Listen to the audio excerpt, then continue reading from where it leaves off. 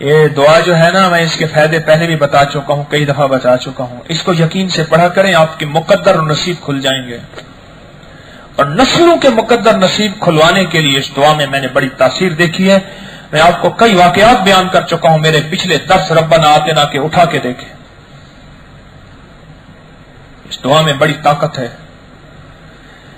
اور میری ایک منت ہے، درخواست ہے، عرض ہے، اپنی نماز کی رب جعلنی کے بعد کی دو دعائیں میں، پہلی بھی ایک دعا ربنا حب لنا، ایک یہ دعا پوری قرۃ اعین وجعلنا للمتقین اماما، ایک یہ دعا اور ایک یہ ربنا آتنا فی الدنیا حسنۃ وفی الآخرۃ حسنۃ وقنا عذاب النار.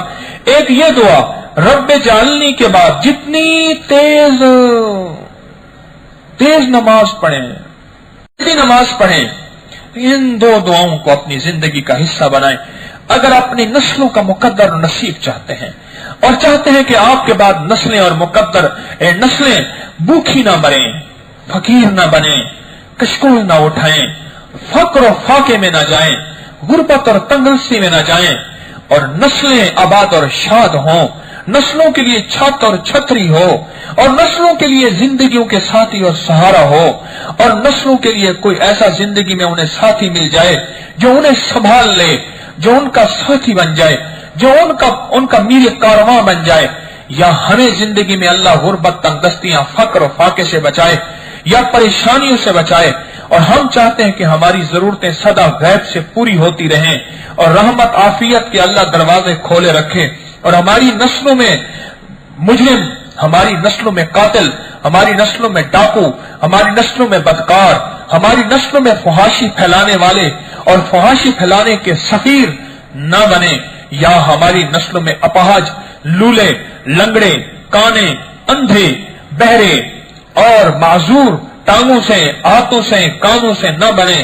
یا ہم چاہتے ہیں کہ ہماری نسلوں میں ہمیں اللہ سدا خوشحالی، عافیت اور رزق عطا فرمائے.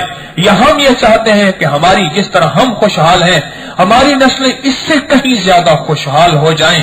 تو ان دو دعاؤں میں طاقت ہے، ان دو دعاؤں میں تاثیر ہے. آج سدا یاد رکھیے گا، نہ تقدیر آپ لکھ سکتے ہیں نہ مٹا سکتے ہیں، نہ میں لکھ سکتا ہوں نہ میں مٹا سکتا ہوں. ہے جرت کسی کو؟ دنیا میں سب سے بڑا فلسفی، کوئی پی ایچ ڈی، دنیا میں کوئی سائنسدان، دنیا کا کوئی ولی، کوئی دنیا کا فقیر، کوئی دنیا کا قلندر، غوث، نقیب، نجیب، ابرار، کوئی دنیا کا شخص نہیں جو تقدیر کو لکھ سکے، تقدیر کو مٹا سکے.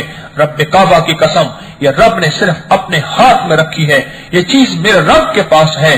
ہاں، یہ حدیث میں ہمیں ضرور ملتی ہے بات، اور یہ مدینے والی کی زبان اطہر سے یہ بات ضرور ملتی ہے کہ کچھ دعائیں ایسی ہیں، کچھ لمحات ایسے ہیں، کچھ گھڑیاں ایسی ہیں، کچھ وقت ایسے ہیں، کچھ ساعتیں ایسی ہیں جو تقدیر کے لکھے کو مٹا دیتی ہیں. دوسرے لفظوں میں وہ کریم خود شفقت کر کے خود ہی مٹا کے اور خود ہی اس کے لیے خیر کے بول لکھ دیتا ہے. جو لکھنا جانتا ہے وہی مٹانا جانتا ہے. جس کے پاس لکھنے کی طاقت ہے اسی کے پاس مٹانے کی طاقت ہے. نہ لکھنا جانے، نہ مٹانا جانے، نہ لکھنے کی طاقت نہ مٹانے کی طاقت ہمارے پاس ہے. پر یہ دو دعائیں میری آپ سے منت ہے، درخواست ہے. یہ دو دعائیں، ان دو دعاؤں کو اپنی ہر اتحیات میں اور نہیں ہے یاد تو یاد کر لیں، کوئی مشکل نہیں.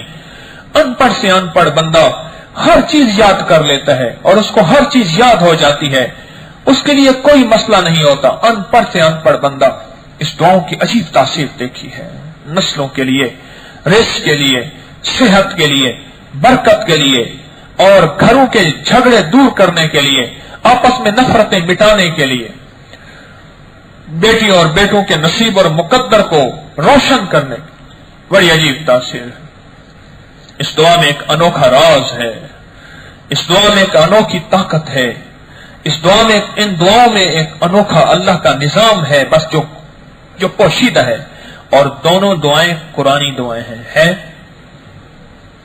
دونوں قرآنی دعائیں ہیں. دو قسم کی دعائیں ہیں، ایک قرآنی دعائیں ہیں، ایک حدیث کی دعائیں جسے مسنون دعا کہتے ہیں.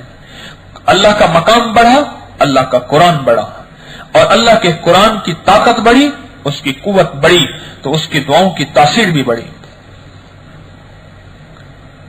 اور قرآنی دعاؤں کے بعد پھر طاقت اور تاثیر آتی ہے مسنون دعاؤں کی جس کا حدیث سے تعلق ہے، اور میرے آقا کی زبان اطہر سے اس کی تاثیر نکلی.